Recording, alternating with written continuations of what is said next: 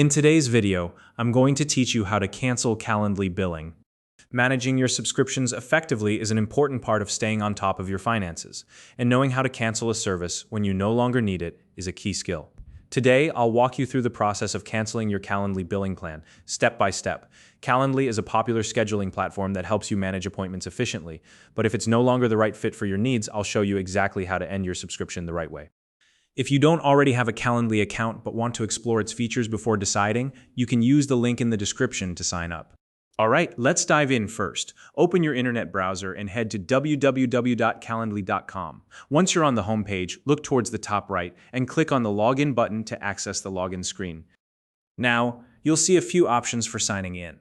If you've been using your Google account to access Calendly, click Continue with Google. Alternatively, if you log in directly using an email and password, simply enter your credentials in the designated fields and sign in. Whichever option you choose, follow the prompts. If you're signing in with Google, make sure to select the Google account linked to your Calendly subscription. You might need to complete some quick steps to verify your identity, such as entering your Google password. Once you're logged in, you'll land on your Calendly dashboard.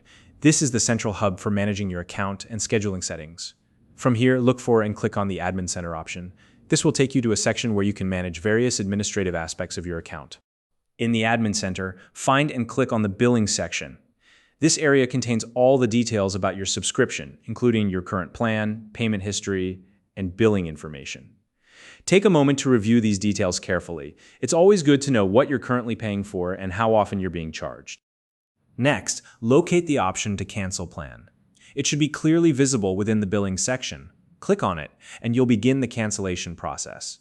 Calendly may prompt you to specify a reason for canceling. This feedback helps them improve their service, so take a moment to provide an honest response. After that, confirm your choice to proceed with the cancellation. This step is in place to prevent accidental cancellations, so double-check your decision before moving forward. As part of the process, Calendly may offer you some alternative options, such as pausing your account temporarily or switching to a different plan.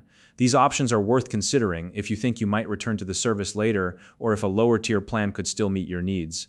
However, if you're certain about your decision to cancel, go ahead and finalize the cancellation. Once the process is complete, look for a confirmation notification.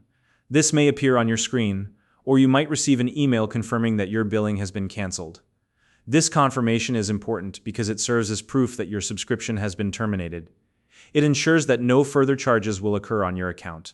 Finally, save this cancellation confirmation for your records, whether it's a screenshot of the notification or a copy of the email.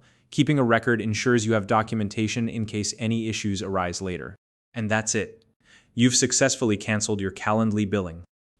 So now you know exactly how to cancel your subscription step by step, ensuring there are no surprises on your next billing cycle. If you have any questions or need help with similar tutorials, feel free to leave a comment below.